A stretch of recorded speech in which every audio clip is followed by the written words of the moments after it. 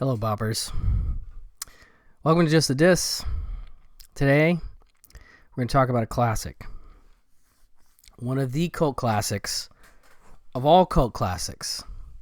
And that would be Walter Hill's film of The Warriors from 1979.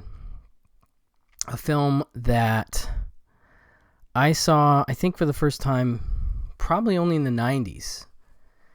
And I remember it was one of the employee picks for one of my coworkers at a video store I was working at in college.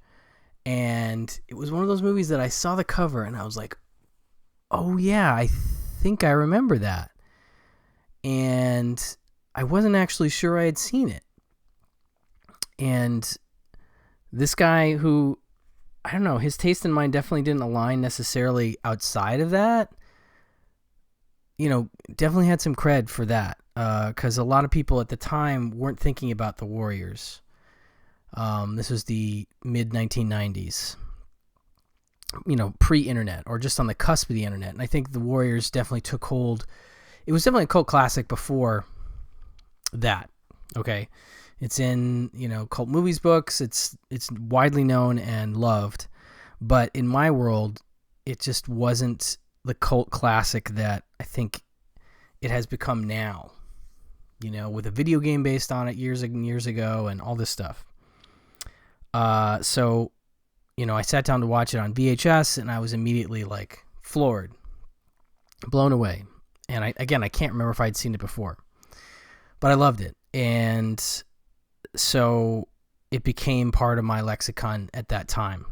Now, like I said, I would subsequently find it sort of in cult movies books and such, and realize just how big a deal it was.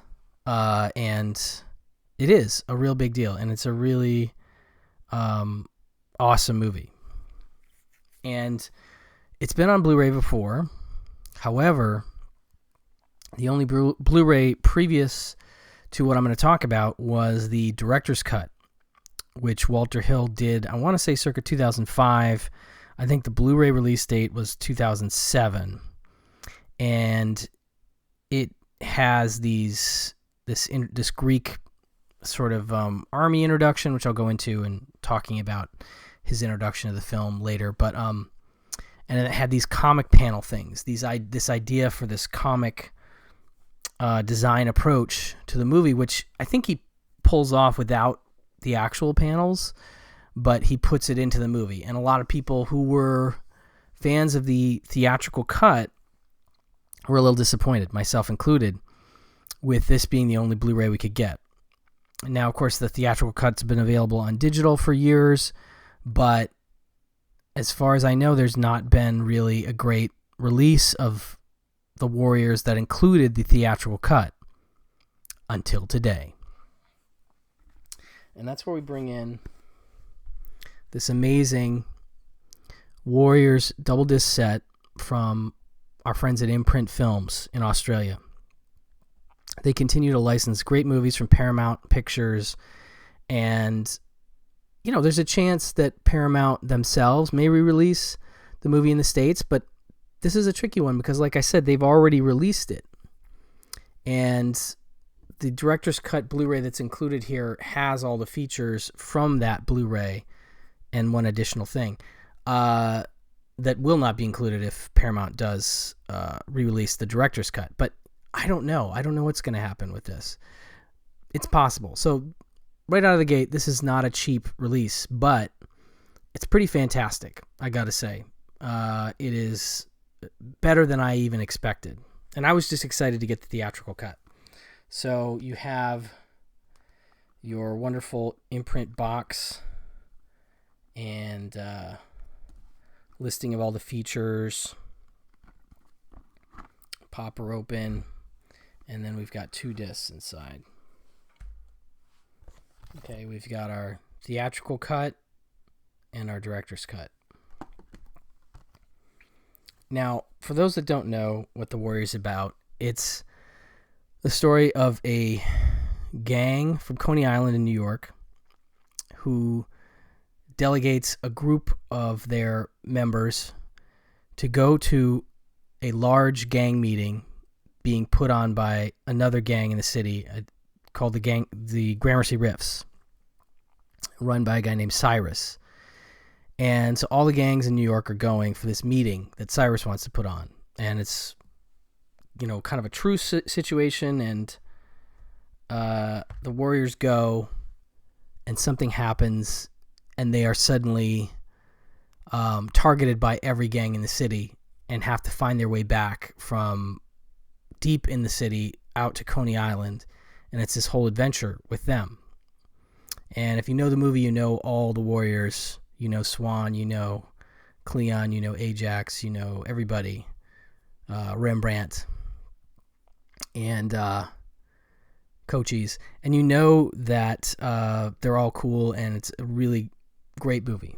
But anyway, back to this release, because that's what we're talking about here. We're talking about what is the deal with this release? How excited should we be? My answer, really excited, because this theatrical cut Blu-ray. And again, I'll go into the director's cut in a second, but let's talk about this first. This is a first as far as I know, and it's a great presentation. It looks very good. The transfer looks, very solid. I don't know if there's a listing. It just says 1080p high definition presentation by Paramount Pictures. One of those sort of vague, I don't know what the deal is kind of things. But it looks good. That's what I'll say.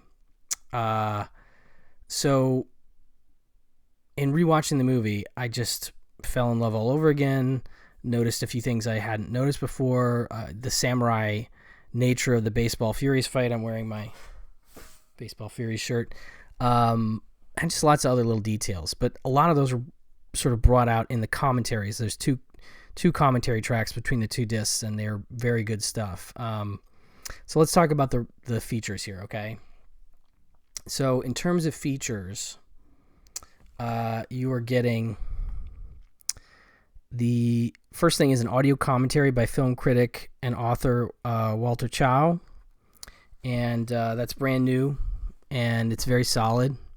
Now, one thing I will say about both commentaries is that there is an extensive, about an hour-long documentary that's broken up into 4 parts, which is on the director's cut DVD/Blu-ray, and that was ported over to the director's cut of this Blu-ray. Now, there's a lot of detail in that. It's done by Laurent Bouzereau, who is great at that sort of thing, and he got a lot of good people, and some of those people are in the new features, and some of them are telling similar or the same stories, so you do get some overlap. And there is some overlap from the commentaries where you hear stories that the commentators are telling that you've heard in those documentaries if you've seen them. It's not all that. It's not all repetition at all. There's a lot of great new stuff, but I'm just saying, it's hard not to draw upon some of that material that you've heard in that documentary because it's so good and so in-depth, okay? But right out of the gate, Walter Chow is just really a big fan of the movie, and I love that. And he talks about the David Shaber's script, which is the movie's based on the novel by Saul Urich. And a lot of the special features, the commentaries in particular, the second one, a little more than this one, do talk about the book. And Walter reads passages from the novel, which I think is really cool. But he also talks about how Walter Hill pared this screenplay down, which was more faithful to the book, into his sort of like haiku-like, minimalist style. I guess Walter Hill had seen Point Blank, the Lee Marvin movie, the John Borman film, and sort of taken that as a new gospel for how to write a script. Very minimal in terms of dialogue, a lot of showing and not telling. And he would take that style and put it into things like his first film, Hard Times, his next feature, The Driver, and then The Warriors. And I think it's a great approach. It's one of the things I've always loved about Walter Hill is his ability to pare things down to the absolutes and leave a lot of visual stuff for us to see and enjoy and figure out. He's a very cinematic guy. He does a lot of really cinematic things with his cinematographer, Andrew Laszlo, in this film. There's so many great compositions, and it's just it's a great movie. I love it. he goes into, if you're listening to this commentary first, this is, well, you'll hear some comments about it in the documentary, but the Thomas Waits character in the film, Thomas Waits doesn't take a credit in the film, and he goes into the difficulties that Waits and Walter Hill had and why his character is ultimately disposed of in the film. And it's an interesting story, and it's covered in multiple areas, but you get little details that are different about it in different parts of the discs, which I like. He also tells the story of James Remar's audition, where in one account, he handcuffed himself to a conference table, and another account that Remar tells himself later on this disc, he just lifted it up, or he didn't mention the handcuffs, so it's hard to know what's true or not, but that's a great story. I heard that in the documentary. But he also does a great thing where he's bringing in production stories. He's bringing in little essay bits that he's come up with that I think are really well thought out and interesting. And he's, talking about themes, characters, comparisons to the Odyssey. And he'll bring in, like, another thing that comes up a lot is, like, how did the film do, And it's interesting to note that it despite having only 2 real weekends of of theater release before it was, I want to say it was pulled in the 3rd week because of gang stuff, which we've all heard about, but is also gone into in detail in a lot of the features. It still ends up making $22 million on a $4 million budget. So had Paramount not pulled it because of the gang stuff, first they pulled the marketing, then they pulled the actual movie. Had they not done that, it probably could have done really well. And so as it was, Walter Hill wouldn't have a blockbuster hit until 48 Hours a few years later. But he I think I might have mentioned he reads passages from the Saul Urich novel. He reads passages from Andrew Laszlo's book. He's really done a nice job of compiling things and bringing his own essay narrative into it, and it's a good commentary. I really liked it. Then you've got a bunch of featurettes, and these are all brand new and exclusive to this Blu-ray. And again, I don't think these will be any part of any future Paramount release. So this is the stuff you won't get if Paramount does put it out, the theatrical cut, which there's no guarantees, but if they do, you're not going to get any of this stuff. And while, like I said, there is some repetition of stories, there's some stuff here that's not available in any part of the other discs in terms of the documentaries or the commentary. So we'll start with the Warriors from the Cutting Room Floor, the deleted and extended scenes from the television version.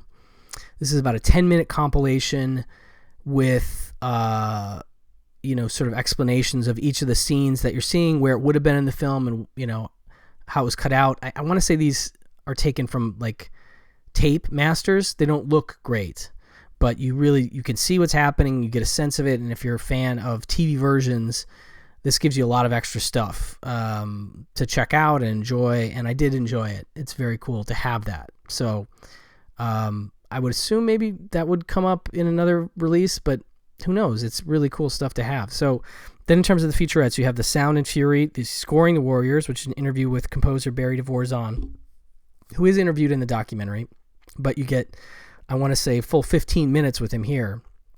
And he talks about bringing more contemporary edge to the underscore of TV and motion pictures. That was sort of his rep at the time. He tells a really good story about the main title and how he'd come up with this really jamming, like, epic kind of guitar thing, because he does a lot of synth and guitar, and it's a great sound. If you like his sound, that's part of the reason you might love The Warriors, is the score really helps it a lot. But he talked about how Walter Hill was like, well, I got to have these interludes for dialogue, and Dvorzan was like, don't do that to me, it's going to screw up my composition. And he's like, I got to have it, man.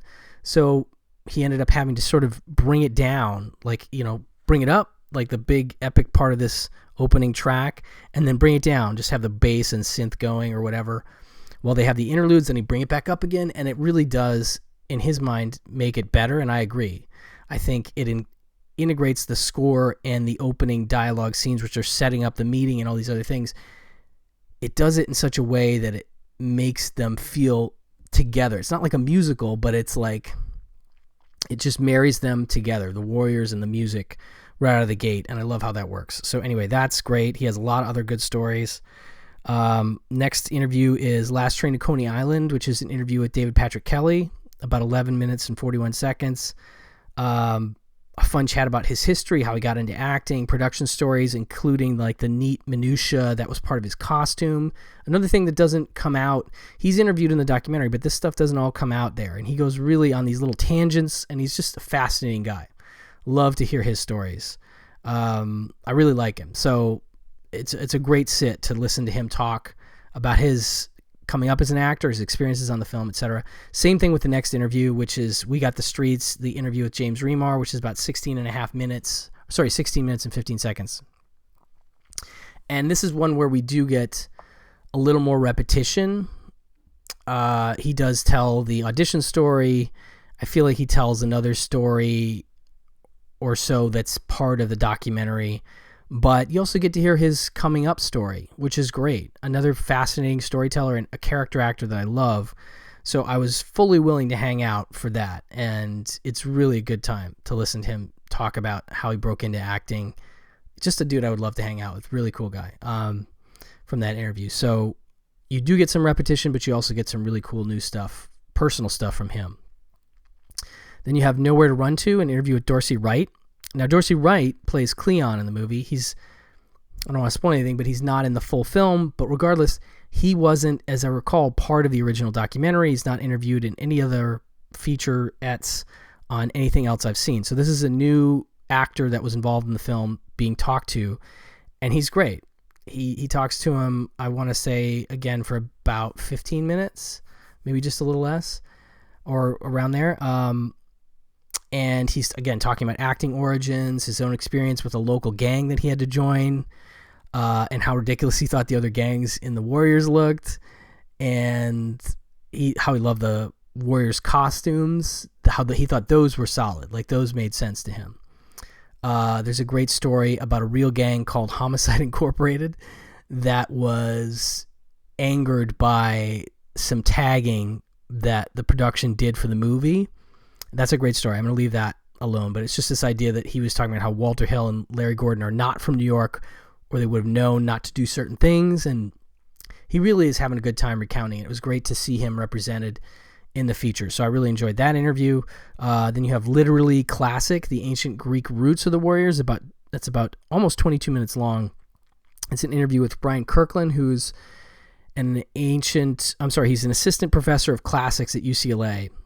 And he breaks down the Anabasis.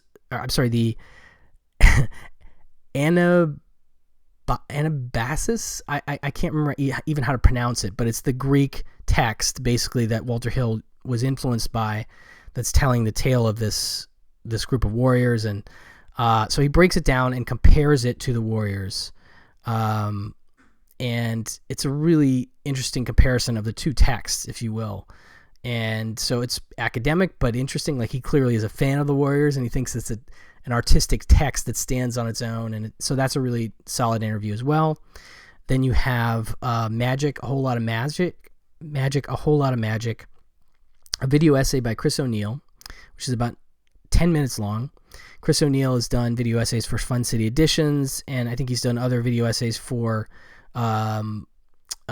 Imprint releases, and he's always solid. He always does a good job. Sometimes he does text video essays, and sometimes he does narrated video essays. In this case, this is narrated by a female voice, and it's, poetically describes the opening shots of the film, and then goes into production history, makes thematic observations, makes character observations that are really cool. One about the ending that I'll leave alone, but one that I loved was he makes a nice observation early in the film that if this film had been pushed a little further in terms of what it's doing, could have almost been science fiction in a similar vein to Escape from New York, which is totally something I should have thought of but never did. And so I can see how The Warriors and Escape from New York would be a great double bill. Maybe I'm sure somebody's already done that, but for whatever reason it hadn't occurred to me. I'm like, that's great. So there's lots of little insights like that.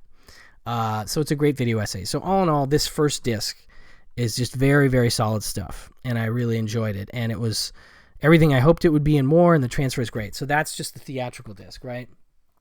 Then you have your director's cut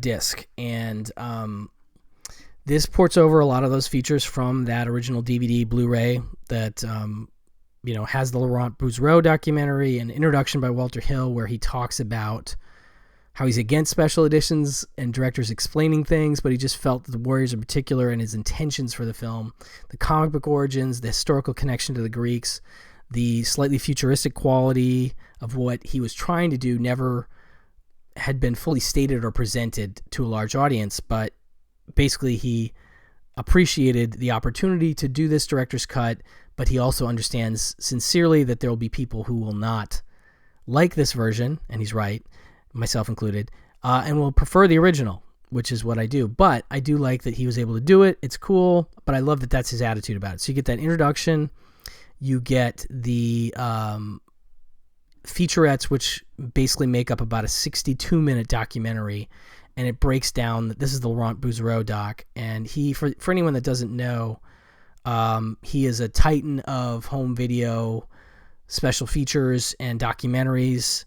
And documentaries in general. He does stuff outside of home entertainment. He's just a great documentary filmmaker, but he's been working on stuff for a long time. He did the Hitchcock DVDs originally with the documentaries, and those are great. That's where I first discovered him, but he's been doing this stuff forever, and he does a really great job of presenting a wonderful overview of the Warriors by getting all kinds of key players. Now, I'll break down the featurettes real quick, even though if you know that Blu-ray or you have it, you already know what this is in this. But there's the Warriors, the beginning, which is about 14 minutes, talking to Larry Gordon about how he saw the novel by Saul Urich in a discount paper book rack. And Walter Hill talks about the Greek origins. And then they start interviewing the actors. So you have Michael Beck, James Remar. Remar tells that audition story here. Also interviewed are David Harris, who plays Cochise, David Patrick Kelly. He talks about it being his first film. Again, he has some good stories in here, but I love it how it's complemented by his interview on the first disc, on the theatrical. Deborah Van Valkenburg is interviewed. Executive producer Frank Marshall is interviewed. Costume designer Bobby Mannix, who had to come up with all the gang costumes just based on the names of the gangs. Actually, I'm going to just read the names of the gangs right now so you know what she had to work with. She has the Warriors, the Gramercy Riffs, the Rogues, the Turnbull ACs, the Orphans, the Baseball Furies, the Lizzies, the Punks, the Boppers, the Hurricanes, the Hi-Hats, the Electric Eliminators, the Saracens, the Jones Street Boys, the Savage Huns, the Satan's Mothers, the Boyle Avenue Runners, the Moon Runners, the Van Cortlandt Rangers, the Panzers, the Gladiators. So just taking those names, she came up with a costume. So if you look at the movie, know that she didn't have much more than that to start with. And that's pretty spectacular because she really did a great job.